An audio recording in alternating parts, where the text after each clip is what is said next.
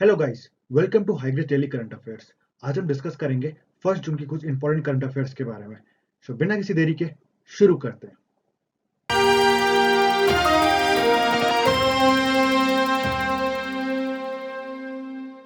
First news ये है कि ministry of defence release the list of item for self reliance and defence export.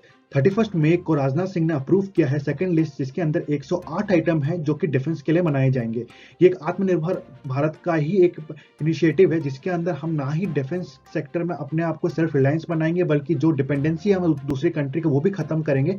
साथ ही साथ हम अपने डिफेंस के जितने भी आइटम्स है उसको बाहर एक्सपोर्ट भी करेंगे। आप लिस्ट देख सकते हैं स्क्रीन के ऊपर। टोटल 108 आइटम की लिस्ट है जो कि सरकार ने अप्रूव किया है। इसका जो मैन्युफैक्चरिंग है वो फेज मैनर में होगा, फ्रॉम दिसंबर 2021 से लेकर दिसंबर 2025 तक।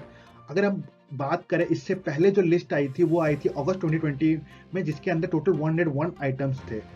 और जो मेन इसके अंदर की आइटम्स है वो आप देख सकते हैं। हेलीकॉप्टर हो गया, नेक्स्ट जनरेशन कॉर्बेट्स हो गया, airborne early warning control system, tank engine, medium power radar for mountains. और साथ ही साथ अगर आपको याद हो तो जो हाल ही में अभी एयर शो हुआ था बैंगलोर में 2 फरवरी को, उसके अंदर भी राजनाथ सिंह ने कहा था कि हमारा टारगेट है 2025 तक हम 35,000 करोड़ का एक्सपोर्ट करेंगे सिर्फ डिफेंस में ही। तो अब नेक्स्ट न्यूज की तरफ बढ़ते हैं। Second news is PM cares for children scheme launch. हाल ही में गवर्नमेंट ऑफ इंडिया ने अनाउंस किया है कि पीएम केयर्स फॉर जो चिल्ड्रन स्कीम है वो अनाथ बच्चों स्कीम उन अनाथ बच्चों के लिए है जो कि कोविड की वजह से हुए हैं। ये वो बच्चे होंगे, इस स्कीम का फायदा वो बच्चे उठा पाएंगे जिनके पेरेंट्स या फिर जो लीगल गार्डियन थे या जिन्होंने अडॉप्ट कर रखा था बच्चों को, उनके पेरेंट्स की डेथ कोविड-19 की वजह से हुई है। अगर हम रिपोर्ट की माने तो हाल ही में ये पाया गया है कि टोटल 577 जो बच्चे हैं वो अनाथ हुए हैं सिर्फ कोविड-19 की वजह से। अभी और बच्चे भी मतलब जो इसकी रेट है वो और बढ़ती जा रही है। अगर हम बात करें कि इस स्कीम के अंदर क्या क्या चीजें हैं, फीचर्स, क्या क्या फायदे मिलेंगे स्कीम के अंदर, तो इस स्कीम के अंदर टोटल 10 लाख एलोकेट किए जाएंगे बच्चे को पीएम केयर फंड से। साथ ही साथ जो यंगर चिल्ड्रन होंगे उनके जो एजुकेशन होगा वो फुल्ली सपोर्टेड किया जाएगा केंद्रीय विद्यालय या फिर private school up to higher education के लिए। हायर एजुकेशन के टाइम भी उनको स्कॉलरशिप दिया जाएगा जो कि लगभग फीस के बराबर ही होगा, ट्यूशन फीस के बराबर ही होगा। और साथ साथ उनको एजुकेशन लोन भी दिया जाएगा। और इसके अलावा जितने भी बच्चे हैं उनको ऐसा नॉमिनी इनरोल कर दिया जाएगा आयुष्मान भारत स्कीम के अंदर, जिसके अंदर वो 5 लाख का हेल्थ इंश्योरेंस कवर कर सकते हैं। अब हम नेक्स्ट न्यूज की तरफ बढ़ते हैं। Third news is Goa CM launch solar based electrification programme. हाल ही में सीएम ऑफ गोवा प्रमोद सावंत ने लॉन्च किया है solar based electrification programme to provide a clean, affordable and renewable energy for the rural households of Goa. ये बेसिकली उन जगहों के लिए है जहां पे प्रॉपर ग्रिड फैसिलिटीज नहीं, जहां तक पहुंची नहीं इलेक्ट्रिसिटी, उनको वहां पे जो कि नेचुरल रिसोर्सेज है उनको यूज करके इलेक्ट्रिसिटी प्रोवाइड करेंगे।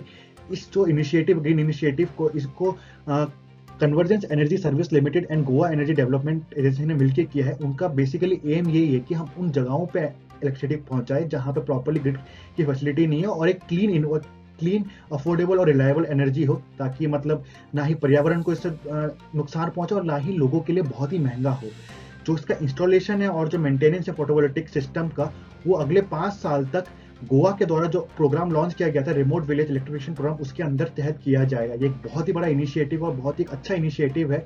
आने वाले फ्यूचर टाइम में हो सकता है कि काफी सारे स्टेट इस चीज को अपनाए और आने वाले टाइम पे हो सकता है कि जो क्लीन, अफोर्डेबल जो एनर्जी है, जो कि हम नेचुरल रिसोर्स से एनर्जी बनाएंगे, उनको हम ज्यादा से ज्यादा देखने को मिल सकता है। अगली न्यूज की तरफ बढ़े तो fourth news is IIT Ropar develops MBTech. हाल ही में आईआईटी रोपर जो कि पंजाब में है, उसने एक आईओटी डिवाइस डेवलप किया है जिसका नाम है एमबीटेक। ये बेसिकली एक रियल टाइम एम्बिएंट टेम्परेचर को रिकॉर्ड करेगा, जो कि बेसिकली यूज होता है जब हम कुछ भी ऐसा पेरिशेबल प्रोडक्ट को ट्रांसपोर्ट करते हैं, जैसे वैक्सीन हो गया या फिर बॉडी ऑर्गन्स हो गया या फिर ब्लड हो गया।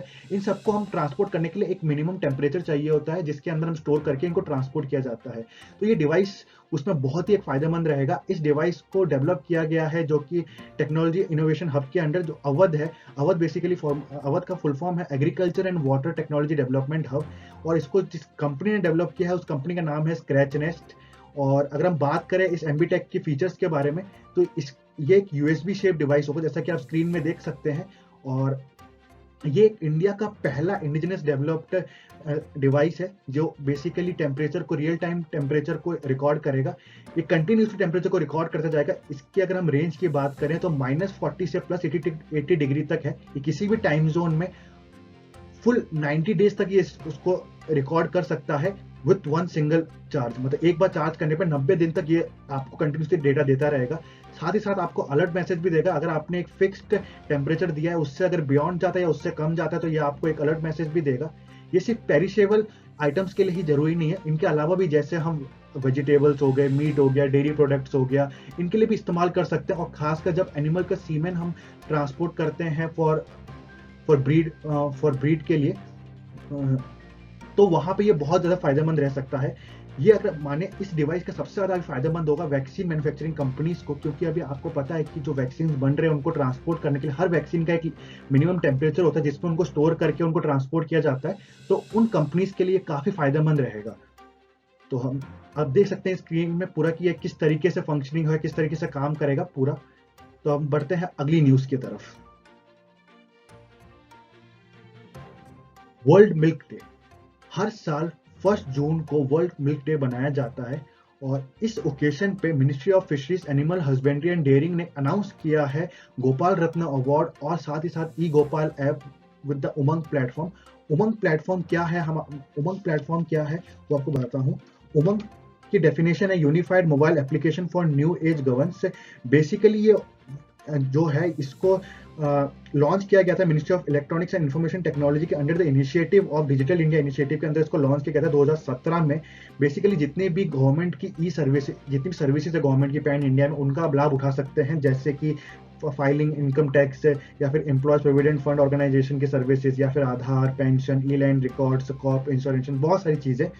और अब बात करते हैं वर्ल्ड मिल्क डे के बारे में। तो वर्ल्ड मिल्क डे को स्टैब्लिश किया गया था फूड एंड एग्रीकल्चर ऑर्गेनाइजेशन ने 2001 में। अगर हम बात करें फूड एंड एग्रीकल्चर ऑर्गेनाइजेशन, ये एक स्पेशलाइज्ड एजेंसी है यूएन की, जिसका काम है कि इंटरनेशनली भुखमरी जो है वो उसको कम किया जाए और आने वाले टाइम पे उसको पूरा खत्म कर दिया जाए।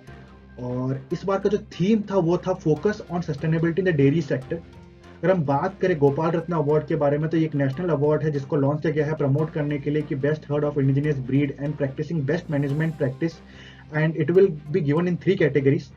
पहला है बेस्ट डेयरी फार्म, दूसरा है बेस्ट आर्टिफिशियल इंसेमिनेशन टेक्नीशियन और तीसरा है बेस्ट डेयरी कॉपरेटिव या फिर मिल्क प्रोड्यूसर कंपनी या फिर फार्मर प्रोड्यूसर ऑर्गेनाइजेशन। तो ये सब ये वर्ल्ड मिल्क डे के अंदर ये एक इनिशिएटिव गवर्नमेंट ने लिया है। अगर आपको ये लेक्चर की पीडीएफ चाहिए तो आप इसको हमारे टेलीग्राम चैनल से डाउनलोड कर सकते हैं। तब तक के लिए keep learning with High Grades. Tata, bye bye.